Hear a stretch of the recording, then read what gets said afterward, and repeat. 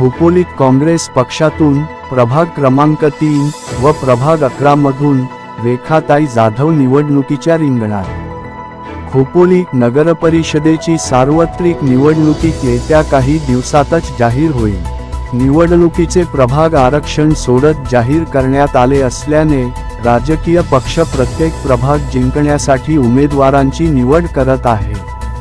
अशातच काँग्रेस पक्षाच्या खोपोली महिला शहर अध्यक्षा रेखाताई जाधव यांनी होणाऱ्या निवडणुकीत प्रभाग क्रमांक 3 व प्रभाग क्रमांक 11 मधून सर्वसाधारण उमेदवार म्हणून निवडणुकीच्या रिंगणात उतरणार आहेत। रेखाताई यांना राजकीय क्षेत्राचा गेली 30 वर्षापासून अधिक अनुभव आहे। त्यांनी अनेकदा निवडणूक लढवली असून अनेकांना लोकप्रतिनिधी बनवले आहे। त्यांचा सर्व राजकीय मुख्य नेत्यांशी थेट संपर्क असल्याने त्यांची राजकीय क्षेत्रात मोठा दबदबा आहे।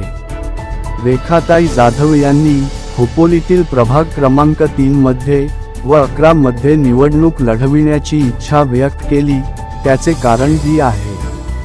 ताईंचे या दोन्ही प्रभागात जनतेसाठी खूप मोठे योगदान आहे।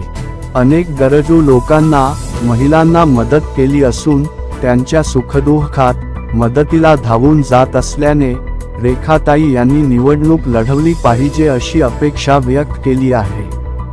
येणारी निवडणूक रेखाताई काँग्रेस पक्षातून निवडणूक लढवणार अशी चर्चा या दोन्ही मतदारसंघात सुरू आहे।